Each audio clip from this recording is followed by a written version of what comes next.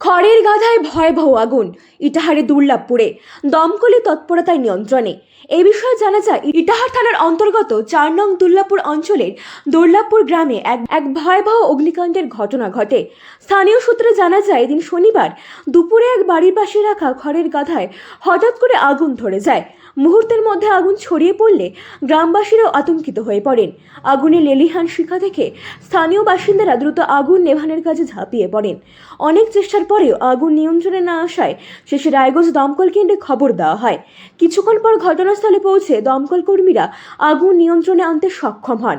পাশাপাশি খবর পেয়ে ইটাহার থানার পুলিশও ঘটনাস্থলে এসে উপস্থিত হন। এই অগ্নিকাণ্ডে কোনো বড় ধরনের ক্ষয়ক্ষতি বা প্রাণহানির খবর জানা যায়নি। তবে খড়ের গাধাটি সম্পূর্ণ ভস্মীভূত হয়ে গিয়েছে। কিভাবে এই আগুন লাগলো তা এখনো স্পষ্ট নয়। তবে স্থানীয় প্রশাসন ঘটনার তদন্তে নামেন। এই ধরনের ঘটনা এড়াতে গ্রামবাসীদের আরও সচেতন থাকার পরামর্শ দিচ্ছেন দমকল ও প্রশাসনের কর্মকর্তারা। এই প্রসঙ্গে বাড়ির এক সদস্য কি বলছেন শুনুন। কি করে হলো এই অগ্নিকাণ্ডটা? এই অগ্নিকাণ্ডটা পাশে একটু ছিল আর কি, ওই মুদাবি আর কি, বাড়ি থেকে একটু মনে হয় আগুন টাগুন ছিল নাকি, তো হালকা একটু লেগে দেয়, তারপর ওই আস্তে আস্তে বাড়তে বাড়তে ওই কারি পুইনে এসে লেগে গেছিলো, তারপর এভাবে আগুনটা লেগে গেছে। তো নিয়ন্ত্রণে কিভাবে এলো? নিয়ন্ত্রণ হলো ওই যে পাশের বাড়ি একটা বাচ্চা মেয়ে ও দেখেছিল আর কি, ও দেখার পর তখন আমাদের বাড়িতে খবর দেয় বাড়িতে, তারপর আমরা দৌড়ে আসি, আমরা ভাইগুলা আসে দেখি যে লেগে গেছে। তখন পাশে আবার দৌড়াদৌড়ি করে তখন সিঁড়ি মেশিনটা লাগালাম। পাশে একটা পুকুর আছে, আবার এইদিকে 4টা গরু ছিল, গরুগুলা মানে এই পাবলিক আর কি বের করে দিল ওখান থেকে।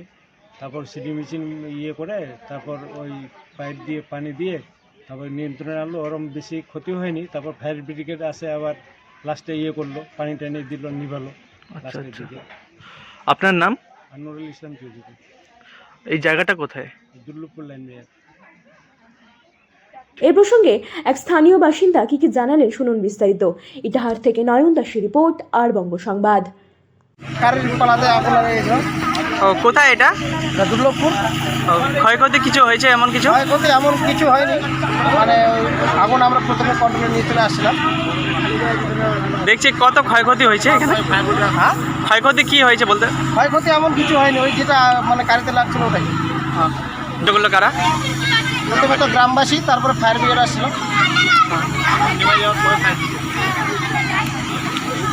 বলছিলাম এখন আগুন নিয়ন্ত্রণে আছে না? হ্যাঁ, আগুন নিভে গেছে, আর কোনো অসুবিধা নেই।